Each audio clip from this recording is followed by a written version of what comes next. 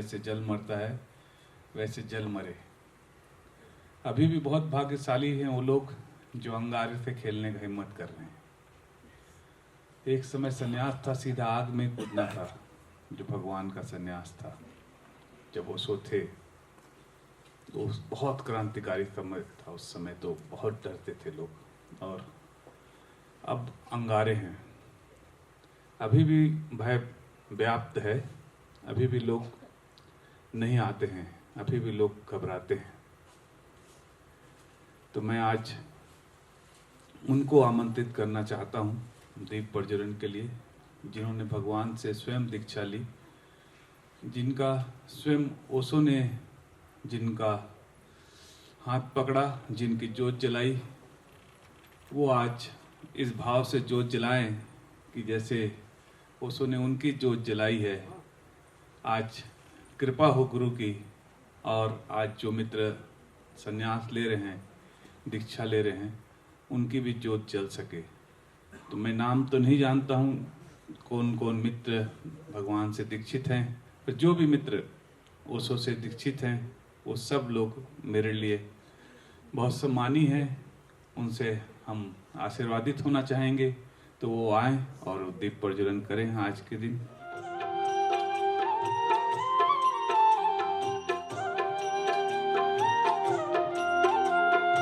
बस ऐसे ही जला रहे हैं कि आपके सबके हृदय में हम ये दीप जला रहे हैं। हम लोग कोई होते नहीं है दीप, तो वही जलाते हैं। बट जब भी संन्यास होता है ना किसी का भी, तो मुझे लगता है फिर से मेरा ही संन्यास हो रहा है। हर पर इस जन्म में हजारों बार भी हो तो वो ऐसे ही महसूस होता है। तो हम चाहेंगे सभी लोग हाथ जोड़ लीजिए, दीप ऐसे ही नहीं जलता है, हृदय पे रख लीजिए और ये भाव करिए कि जैसे आज हम ओशो के समक्ष ये दीप जला रहे हैं, ये सारे दीप आप सबके हृदय में जल जाएं। स्वामी जी बहुत बहुत प्रणाम और धन्यवाद, क्योंकि यहाँ जो भी बैठते हैं ना दीक्षा देने, वो खुद ओशो के ही रूप हो जाते हैं। दीक्षा स्वामी जी या हम लोग कोई नहीं देते, खुद ओशो ही उतर के देते हैं। तो आज अभी वो आंखें भी वैसा ही कर लीजिए।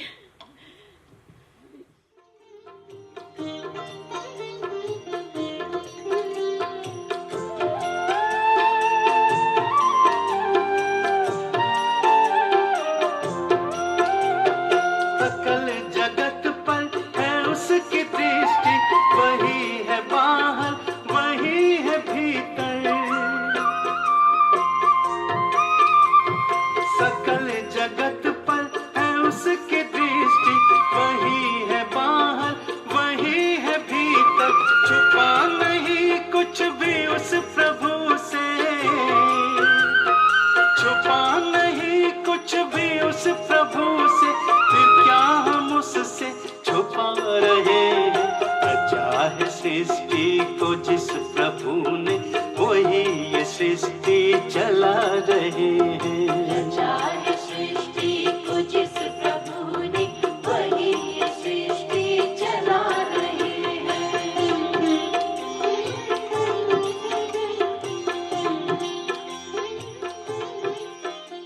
संन्यास के विषय में जो लोग संन्यास नहीं ले रहे हैं, उनके मन में कोई दुविधा है कि क्यों नहीं संन्यास लेना चाहिए, क्या बात है संन्यास नहीं ले रहे हैं, कुछ उनको कुछ कहना है?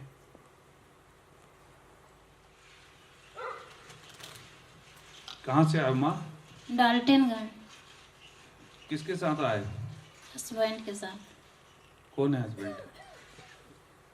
ठीक है, ठीक, बैठे रहिए। आप सन्यासी हैं? हाँ, कब से सन्यासी? 2 साल पहले लिए थे। आप काहे ले रही हैं सन्यास? इच्छा है लेने। अगर आप 15-15 मिनट भी करना चाहें तो कोई हर्जा नहीं है, पूरे 1 घंटे का ध्यान हो जाएगा। जी। और ध्यान के बाद उठिएगा मत तुरंत, जब तक आपको लेटने का भाव है, ध्यान में बैठने का भाव आए बैठिए, और उठने के बाद पानी का स्पर्श करिए, उसके बाद काम में लगिए, है ना। पानी का स्पर्श करिए। नहाने की सुविधा है तो नहा लीजिए, नहीं नहाने की सुविधा है तो कोई बात नहीं, मुँह धो लीजिए, उसके बाद आप लगिए। नाम आपने पूर्णतः नया नाम चाहते हैं आप? ये हाँ। आपने चयन किया ध्यान साक्षी? हाँ किए।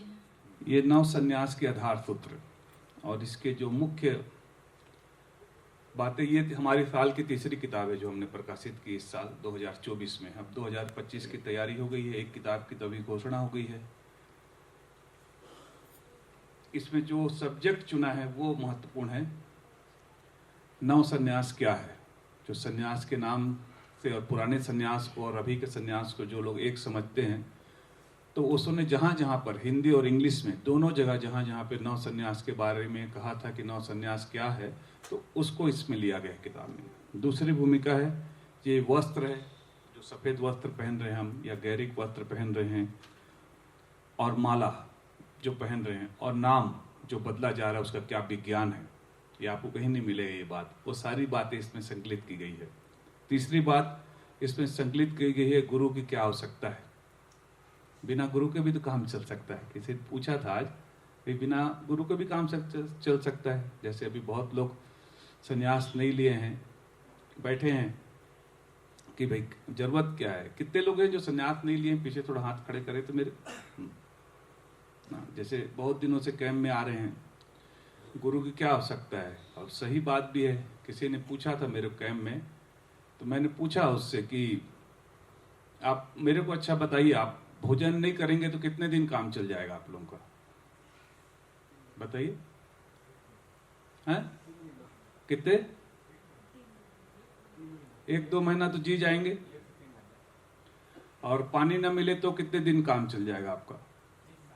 हाँ 3 दिन 7 दिन जी जाएंगे ना अपने सुविधा के अनुसार से। सांस ना मिले तो 1 पल तो जी जाएंगे आप।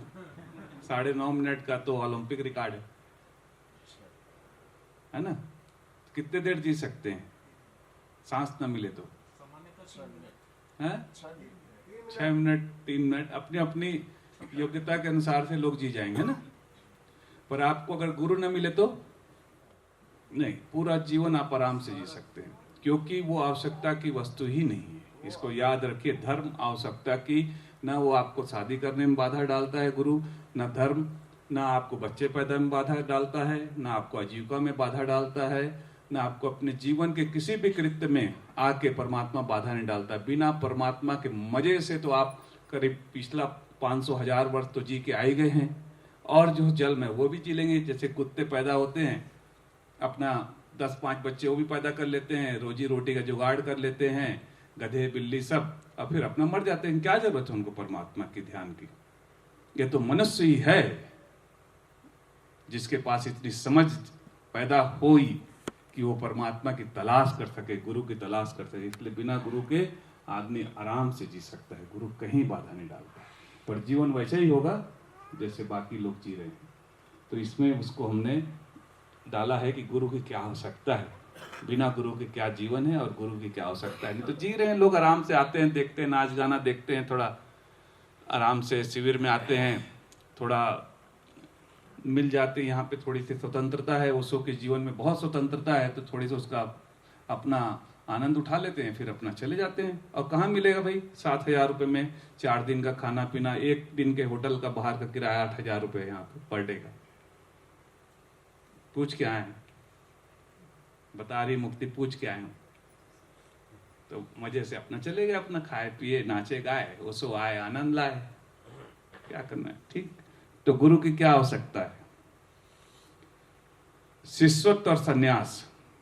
सन्यास के बाद क्यों ओशो कहते हैं कि सन्यास के लिए क्यों ओशो जोड़ देते हैं? जब ओशो, जो लोग पुराने मित्र हैं तो जान ही रहे हैं, फ्रंट लाइन में वही लोग बैठते थे जो लोग ओशो के पुराने शिष्य हुआ करते थे। उनको नहीं मिलता था घुसने के लिए, जो अभी भी दीक्षा लिए, वो पीछे बैठते थे। जो सामने की लाइन बनी होती थी उसमें नंबर लिखा होता था और वहीं वो लोग बैठते थे। ओशो बोलते थे अगर मेरे लोग सामने बैठे ना हो तो मैं बोल ही नहीं सकूंगा। और कुछ लोग ऐसे आ जाते थे ओशो, तो धीरे धीरे ओशो ने जब छांटना चालू किया तो इसलिए टिकट लगाई ओशो ने 5 रुपए की। उस समय में 1970 के आसपास 5 रुपए की टिकट, सोचिए आप कितना आज की कीमत, अगर उसको आप अगर 200 गुना भी कर लें, अगर उतना बढ़ा है तो 1,000 रुपए की टिकट थी ओशो के एक प्रवचन की, है ना। तो वही लोग आने लगे जिन लोगों को असली प्यास थी, बाकी लोग अपने आप छट गए। तो ओशो कहते हैं और ओशो से पूछा भी है किसी ने कि हम बिना शिष्य हुए आपका ध्यान साधना अगर कर रहे हैं तो क्या हर्ज है। तो ओशो कहते हैं मेरे बिना पास आए पास आना चाहते हो, और मैं एक्स्ट्रा लगेज लेके चलने के लिए तैयार नहीं हूं। कहते हैं यही कहते हैं ओशो। मेरे पास तो प्रवचन है सारे के सारे, क्योंकि पता नहीं कब कोई पूछ दे भाई सूफी ध्यान का बात की कि नहीं ओशो ने, इसलिए मैं तैयार रहता हूँ जो बोलता हूँ उसके लिए, कि आप कहें तो ओशो की वाणी में सुना दूं सारी चीज को। कई चीजें बात करी ओशो ने। कई लोगों ने कहा कि हम तो ध्यान करते हैं पर संन्यास न ले तो क्या फायदा है। तो ओशो ने कहा कि ठीक है, वो तो तुम्हारी मर्जी है, पर मेरे तरफ से तुम्हारा मेरा कोई नाता नहीं। तुम आओ संन्यास लो या ना लो वो भी मेरा आग्रह नहीं है, ओशो कहते हैं, पर मेरे तरफ से मेरा तुम्हारा, मैं तुम्हारी जवाबदारी नहीं लेता हूं। ओशो ने कहा तुम अपने जवाबदार स्वयं हो। तो वो उसमें प्रकाश डालेगा शिष्यत्व और संन्यास। संन्यास के बाद ध्यान, संन्यास और ध्यान ये दो, फिर कैसे उसको साधना है। संन्यास के साथ ध्यान वैसे जुड़ा है जैसे आप समझ लीजिए कि कीचड़ के साथ कमल जुड़ा है। तो उस संन्यास को आपको ध्यान में रूपांतरित करना ही होगा। बुद्ध क्षेत्र, बुद्धत्व का गर्भ स्थल। बिना बुद्ध क्षेत्र में रहे आप बुद्धत्व को उपलब्ध नहीं हो सकते। अगर आप किसी आश्रम में लंबे समय तक आप जीवन व्यतीत करते हैं, आपको बाहर की सारी सुविधाओं की आपको चिंता नहीं करनी पड़ती है कि कहाँ से नमक कहाँ से लाएंगे, आटा कहाँ से लाएंगे, चावल कहाँ से आएगा, सब बना बुनाया मिलता है। तब आपके अंदर कुछ बीज अंकुरित होता है और कुछ फूटता है। आप शिविर में क्यों आते हैं, क्यों आप शिविर में आपको ध्यान घटता है, क्योंकि शिविर में बाकी व्यवस्था की आप चिंता नहीं करते कि कहाँ रहेंगे, कहाँ से पानी आ रहा है। रोज एक टैंकर पानी आ रहा है, आपको पता है टैंकर से पानी आता है यहाँ पे, है ना। टैंकर से पानी मंगाया जाता है, टाइम पे आपको भोजन मिल जाएगा, टाइम पे सब कुछ मिल जाएगा। आप बाहरी व्यवस्थाओं से बिल्कुल निश्चिंत हैं, इसलिए आपका ध्यान लगता है। तो आश्रम उसको कह रहे हैं कि बुद्धत्व का गर्भ स्थल है। ये 5 बातें इसमें हमने 6 बातें इसमें ली हैं। पूरे के पूरे हिंदी और इंग्लिश पूरे सब्जेक्ट से निकालिए इसको। ओशो की 650 किताब में से निकालना आसान काम नहीं है, तो जितना निकाल पाए सोचिए मेहनत कितनी होती है। एक किताब तो जिसकी पूरी की पूरी ब्लूप्रिंट है जिसका, उसको छापने में इतनी दिक्कत है, और ये किताब को तो बहुत मेहनत करके छापी गई है। इसलिए छापी गई है कि लोग संन्यास तो ले लेते हैं, उसके बाद माला नहीं पहनते, ध्यान नहीं करते हैं, गुरु का महत्व पता नहीं है। जैसे अब आके कहना पड़ रहा है कि अब मतलब माँ को कि अब मेरा संन्यास का नाम आप लेना करके, दिगंता, ये मेरे को अब पुकारना। आप हमारे वकील साहब को कहना पड़ रहा है कि मेरा नाम ध्यान उत्सव है, मेरा नाम ध्यान उत्सव है, मेरा नाम ध्यान उत्सव है। ये पहले दिन से ही तय हो जाना चाहिए। जब आपको जिस दिन आप संन्यास लेते हो और दूसरे नाम से कोई पुकारे, उसी टाइम टोकिए उसको। अपना नाम बताया, आप लिखवाते ही जाके अपना नाम, लीगल नेम तो जानेगा ही नहीं। अगर आप कहीं जाते हैं और सीधा ध्यान उत्सव बताएं तो कौन जानेगा आपका लीगल नेम। तो हम अपना नाम को भी वही रखते हैं। फिर नाम बदलिए मत। ओशो ने ये सुविधा भी दी है आपको कि आप नाम मत बदलिए। हमारे कॉलम में एक कॉलम है कि आप अपना पूर्णतः नया नाम नहीं चाहते, हम नहीं बदलेंगे। ओशो ने ये सुविधा दी है। फिर ध्यान नहीं करते हम, तो संन्यास का क्या अर्थ हुआ। अगर आप ध्यान ही नहीं कर रहे हैं तो संन्यास का कोई अर्थ ही नहीं हुआ। अगर आप माला नहीं पहनने की ताकत नहीं है तो फिर संन्यास का क्या अर्थ है आपका। तो ये छोटी छोटी बातों के लिए ये किताब है। पीछे मधुबन का एड्रेस है, फेसबुक है, ईमेल है, व्हाट्सएप है, कैसे पहुँचे उसका सारा विवरण है। तो जो किताब जो कभी मधुबन नहीं आए हैं वो भी किताब मुझसे ले जाएंगे, यहाँ पे आके हम उनके लिए भी उपलब्ध है। मैं संन्यास जो ले रहे हैं उनको तो दूंगा, पर मैं बहुत किताब लेके आया हूँ। बहुत तो नहीं बनती है, फिर भी मेरे पास 20 किताबें हैं। तो 20 किताबें उन मित्रों के लिए है जो मित्र संन्यास ले चुके हैं और कभी मधुबन नहीं आए हैं। वो किताब मैं उनको सादर भेंट करूंगा मधुबन की ओर से, वो ले सकते हैं।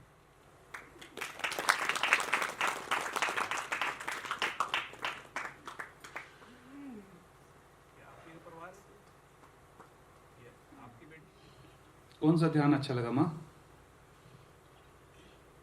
सब ध्यान अच्छा लगा। 3 दिन से आए हैं, 3 दिन से सब ध्यान अच्छा लगा। कौन सा करेंगे घर में जाके? हमारे स्वामी जो करते हैं सब करते हैं, ध्यान सुनाते हैं, पढ़ के वो भी सुनते हैं, ध्यान में बैठते हैं, ध्यान में बैठते हैं। सुनना तो सत्संग हो गया है ना। 5 आयाम है इसके ध्यान के। स्वामी के साथ बैठते भी हैं। बात कि पहले तो शुद्धि, शरीर शुद्धि हो, विचार शुद्धि हो, भाव शुद्धि हो, पहला आयाम है। दूसरा आयाम है साधना, तीसरा आयाम है सत्संग, चौथा आयाम है सेवा, कुछ पैसा भगवान काम के लिए निकालिए, और पांचवा आयाम है समर्पण। 5 एस की हम बात करते हैं, है ना। तो पहला एस है आपकी शुद्धि।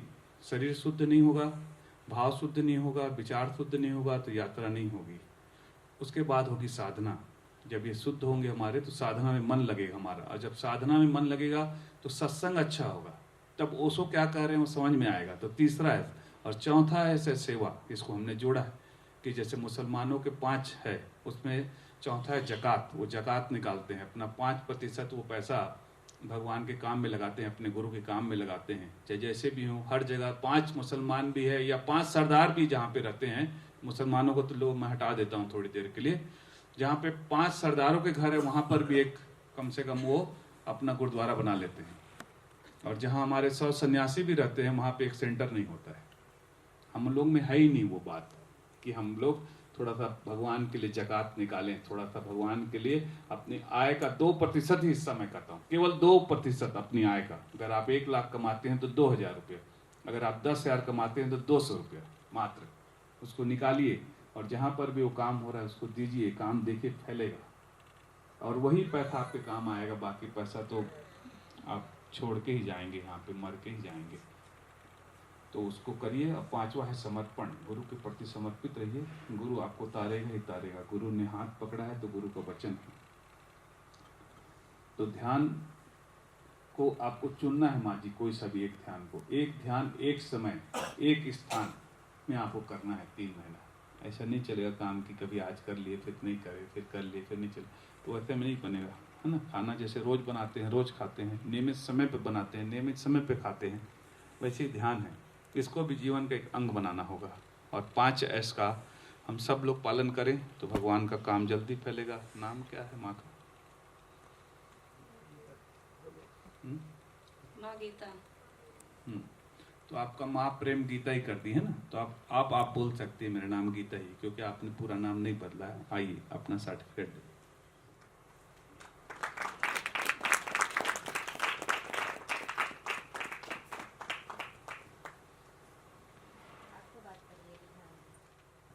किसके साथ आई हो? Mummy papa. किधर है? हाथ खड़े करे मम्मी। हाँ, और पापा किधर? अच्छा अच्छा, बाबू भी है भैया।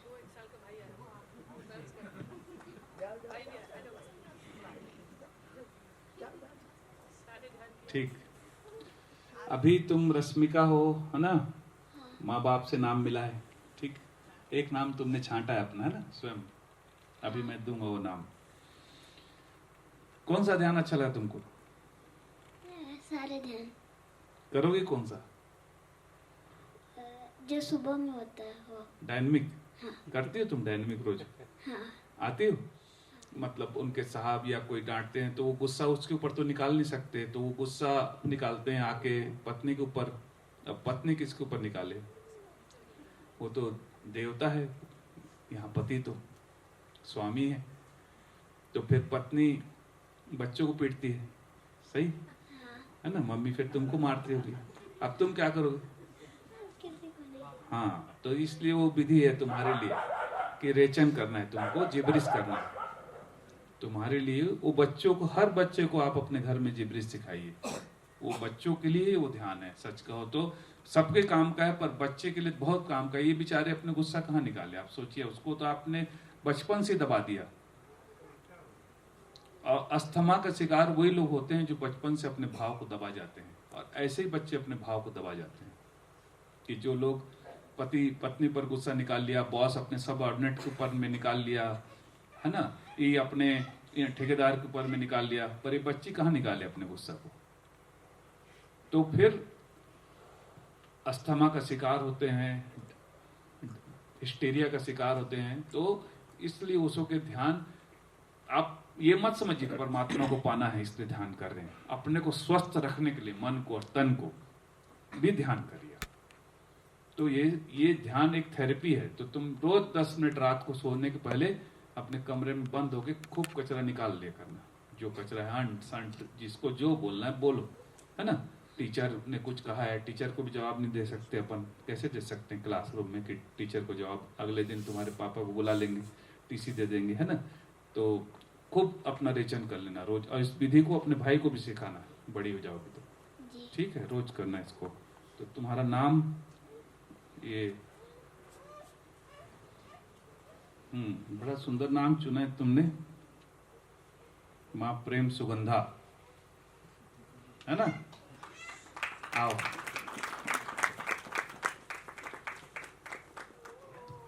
ये किताब पढ़ना और फिर मेरे को फोन करना है। अब देखिए, इसमें मैं मोटा मोटा डिफाइन कर दे रहा हूं। जिसका भी 3 मेन भूत है, धन के, पद के और सेक्स के, इसके 3 विपरीत है रास्ता। जो भी धन वाला भूत वाले हैं वो सब लोगों के काम का ही है।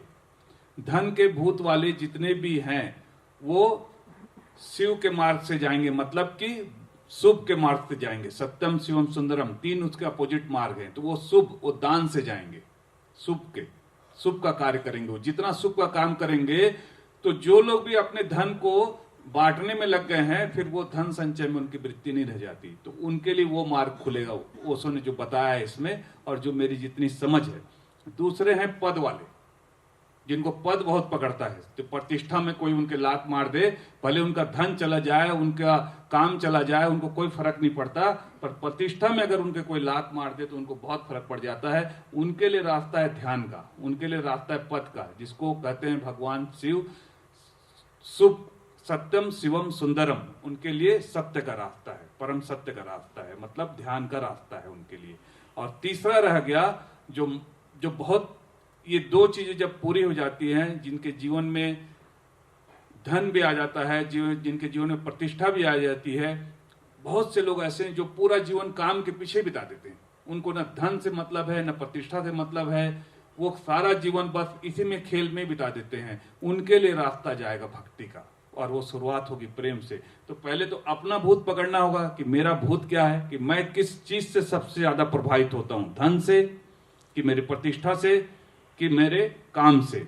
इसमें से एक आपका अगर छूट जाएगा, मान लो एक को आपको डिस्टर्ब किया जाएगा, पूरी आपकी लाइफ डिस्टर्ब हो जाएगी। एक डिस्टर्ब होगा तो उसमें 2 रहेंगे आपके साथ में, वो रिद्धि सिद्धि 2 रहेगी। पर गणेश जी को छू दिया किसी ने तो पूरा का पूरा मामला बिगड़ जाएगा। जैसे किसी का भूत मान लीजिए धन का है, और उससे आपने पैसा मांग दिया, वो दिन रात को नहीं सोएगा। बाकी उसके में 2 रहेंगे, वो 2 हैं, पर उससे मतलब नहीं है कि आपने उसको कुछ बोल दिया चल बाहर निकल, तो उसको ज्यादा फर्क नहीं पड़ता है। तो वैसे प्रतिष्ठा वाला है, उसके प्रतिष्ठा को आपने पकड़ दिया तो वो गड़बड़ा जाएगा, वो उसका गणेश जी है। तो पहले तो अपने भूत को पकड़िए, और भूत के विपरीत जो कार्य है ठीक उसको पकड़िए। अगर जो लोगों का भी मूल भूत धन का है, वो सेवा में जाएंगे ही जाएंगे, और उनके लिए कोई रास्ता ही नहीं है। वो सेवा उनको करनी ही पड़ेगी, और उनको कर्म का मार्ग लेना ही पड़ेगा। ये मेरा अपनी व्याख्या है।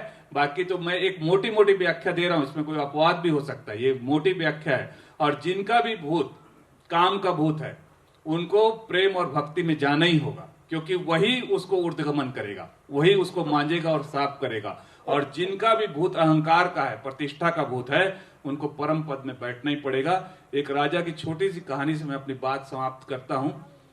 एक राजा रथ में सवार होकर जा रहा था, उसको कहते हैं, और उसको वजीर से कोई काम था, और वजीर फकीर था। और अक्सर पहले जो हमारे वजीर हुआ करते थे, राजपुरोहित हुआ करते थे, फकीर ही हुआ करते थे। स्वर्ण महल, बड़ा देश, बड़ा राजा जाता है, रास्ते में फकीर का झोपड़ा पड़ जाता है। सुबह सैर पे निकला है, वो देखता है फकीर का झोपड़ा आ गया, तो रुकता है, कुछ काम है, सोचता है बात कर लूं। उतरता है और कहता है, दरवाजा खटखटाता है, तो फकीर की पत्नी दरवाजा खोलती है, देखती है सम्राट खड़ा है। वो तो अवाक रह जाती है कि देश का सम्राट दरवाजे पे खड़ा हो किसी के, अवाक रह जाती है। पर वो जानती है कि मेरा पति महामंत्री है, राज परिवार में काम करता है। तो बोलती है कहिए, तो बोलते बस तुम्हारे पति से मिलना है मुझे 2 मिनट। तो बोले वो खेत गए हैं, आप बैठिए। बोलते उनके लिए कुर्सी अपने घर में जो उनके पास कुर्सी रहती है, सबसे श्रेष्ठ कुर्सी रहती है, वो निकाल के देती है कि बैठिए करती। राजा उस कुर्सी को देखता है, बैठता नहीं, बोले तुम अपने पति को बुलवाओ। अपने बेटे को भेजती है बुलाने के लिए। अब जाने आने में थोड़ा समय लगेगा खेत में। वो खटिया निकालती है अपने घर की खटिया, अब खटिया में बिछाती है जो सबसे बढ़िया उनके घर में जो चद्दर रहती है। अब उसमें भी टाट के पैबंद लग जाते हैं, भाई गरीब आदमी का कैसे रहेगा खटिया, फकीर का, वही फकीर निकालती है, उसको बिछाती है, बोली इसमें बैठ जाइए। राजा उसको देखता है, बैठता नहीं है। फिर वो अपने घर की गोदड़ी निकालती है, गोदड़ी समझ रहे ना आप, बिछावन, उसको निकालती है, उसको बिछाती है, बोलती इस पे बैठ जाइए। बोलते राजा उसको देखता है, उस पे भी नहीं बैठता है। इतने में फकीर आ जाता है। फकीर से जो राजा को एक दो बातें करनी थी करता है। राजा अपने स्वर्ण घोड़े पे बैठकर रथ पे बैठ के चला जाता है। फिर पत्नी तो थोड़ी जिज्ञासु होती है, तो पत्नी बोलती है फकीर को कि तुम्हारा राजा थोड़ा पागल है क्या? तो बोले कैसे, क्या हुआ? तो बोले मैंने सबसे बढ़िया कुर्सी निकाली, सबसे हमारे घर की अच्छी खाट निकाली, सबसे अच्छी उस पर चद्दर बिछाई, सबसे अच्छा गद्दा डाला उस पर, फिर भी तुम्हारा राजा उस पर नहीं बैठा, क्या कारण? तो जो फकीर जवाब देता है वो आपके काम का है, सारे अहंकारियों को काम का है, जिनका भी भूत अहंकार है।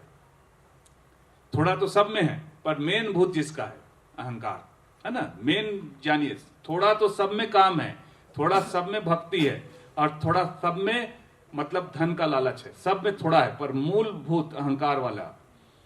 तो फकीर जो कहता है वो बात ओशो ने जब कही तो दिमाग में छपी।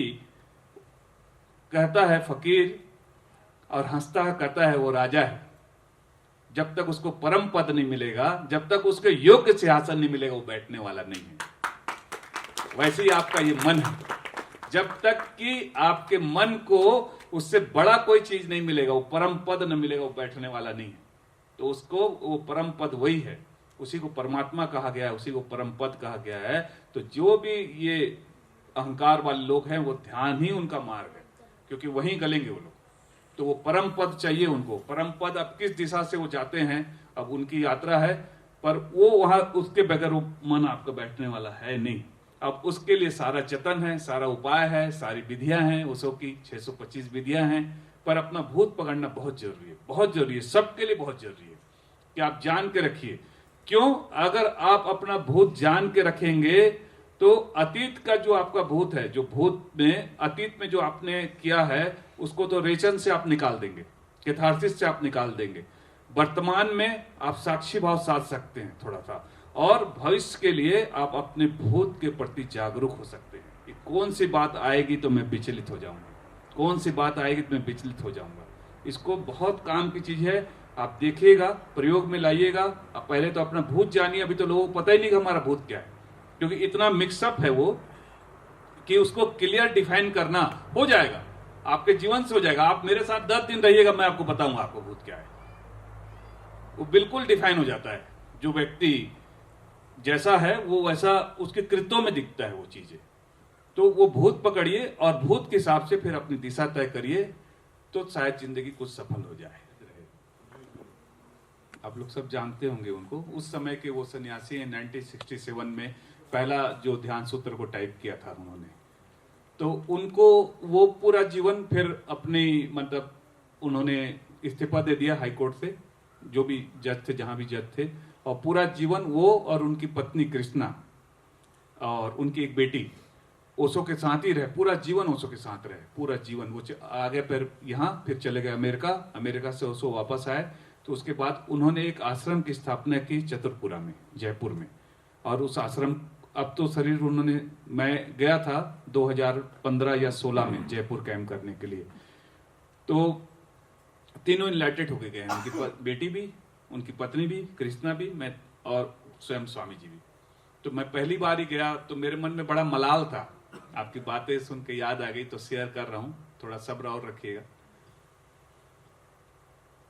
कि मैंने ऐसे सुना था कि सब लोगों को ऐसे कुछ ना कुछ देते हैं, जो लोग ध्यान केंद्र चलाते हैं और जो सेंटर काम करते हैं, आप लोग जान रहे हैं, उनको उसो किसी को अपने चप्पल देते थे, किसी को अपना गाउन देते थे, किसी को अपनी टोपी देते थे, है ना, किसी को कुछ और दे देते थे, घड़ी दे देते थे। तो मैं कहा मेरे पास उसको कुछ सामान नहीं है करके, कुछ भी नहीं है, उसको का वस्त्र नहीं है, ऐसा कोई भी चीज नहीं है कि जिसको मैं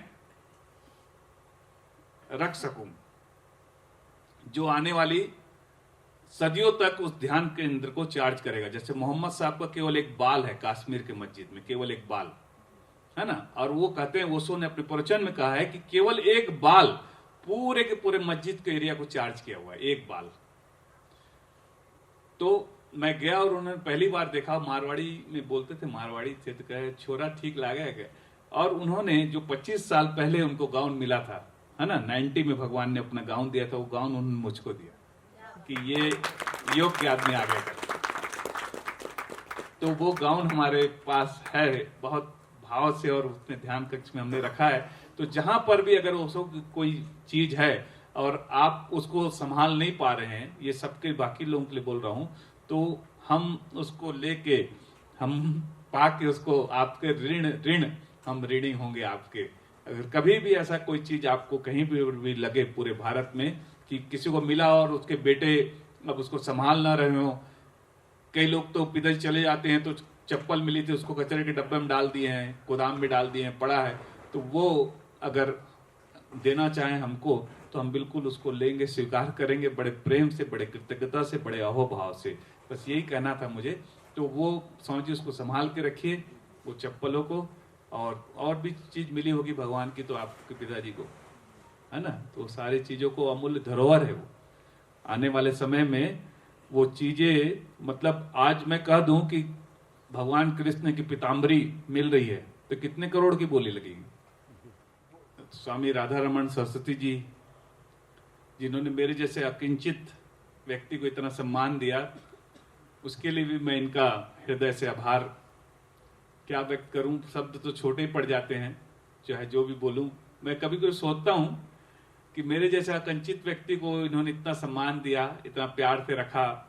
मेरे को ठंड लग रही थी तो ये कोट ले आए खरीद के, हैं कि भाई ठंड ज्यादा है। तो मैं सोचता हूँ कभी कभी कि ओशो आते तो आप लोग कहाँ बैठाते, वो कहाँ जाएंगे, ये बता दीजिए बस। उनका ठिकाना बता दीजिए, अगर यहाँ नहीं है तो कहाँ है। बिल्कुल, एक सेकंड स्वामी जी। और ओशो ने अपनी नाव लेकर के यहाँ पर आए हुए हैं, हम सबों को उनके नाव पर सवार होना है, यही गुजारिश है, और इसी भाव के साथ वो यहाँ मौजूद है। रखो जगत के लोगों, अपने दीनानाथ में लाभ हम